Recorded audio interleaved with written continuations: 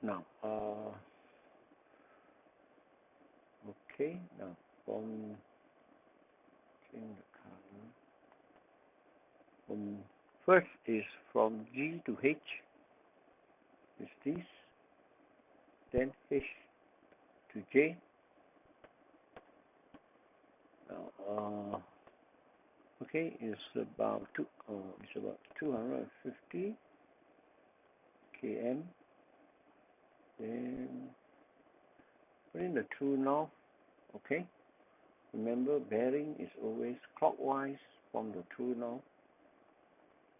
This angle here is actually 24. Okay, 24 degrees. Now let's the H to J, the part of the journey. H to J distance is 180 km. Now again, bearing, take a true north. Okay, and this angle is 55. Okay, now how far is H north of G? Actually, H is not exactly at the north of G, but basically in this question, the manner is asked is basically asking you to find this distance. Okay, the vertical distance of H above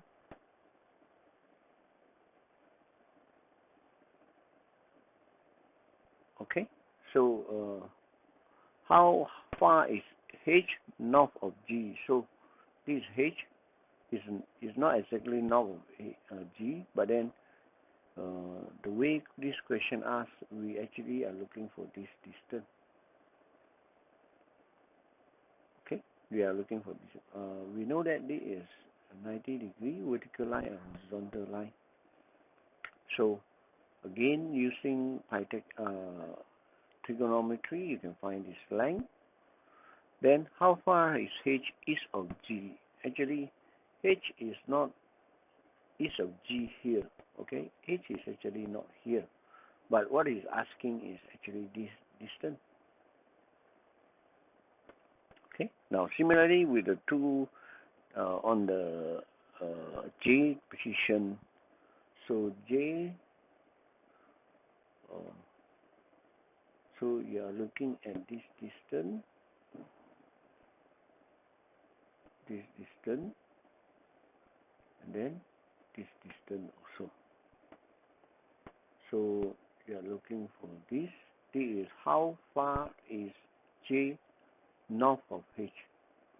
So we're supposed to find this. And then this length here is how far is J east of H. Okay. Now, it's asking what's the shortest distance between G and J. So basically, the shortest distance is just a line that's joining them. Okay, how to find this length? Basically, we go back to the same. Let's say draw a horizontal line and then draw a vertical line. Okay. Now, what is this horizontal line? It's basically this length. Put here plus this length. Put here. Okay. So this length from here to here is actually this plus this. This and this all you can using Trigo to find the value. Similarly, the distance from here to here is actually this one.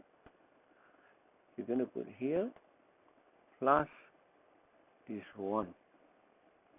Okay, so this horizontal vertical line, this is a 90 degree. So using Pythagoras theorem, you square this plus the square of this, and then you square root, you get GJG. Okay, the shortest distance. Okay, now, and then what is the bearing of G from J? So the definition of bearing of G from J. Remember, from J means from J means the calculation of angle at J. Okay. Hopefully you can remember what I told you all before. Okay. So what we're going to do is we're going to put in the true now. We're going to calculate the angle around J. So remember, it's always clockwise. Okay, clockwise all the way until the line joining the 2 points. That means the point J and G, which is this line. So this is the angle that we're going to find. Now, how do you do this? Basically, you split this angle into two. From here to here is actually 180. Okay, that's 180. If I use slightly different color.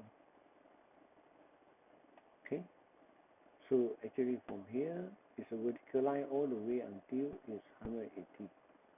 Now, this angle actually can be found.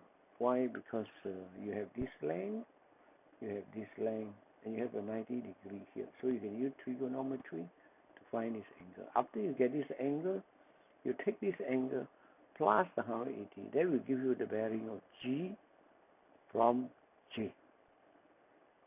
Okay? So I'm not going to work out the detail for you. You go and work it out. Look, using this as a guide, and then work out the answer. That's it.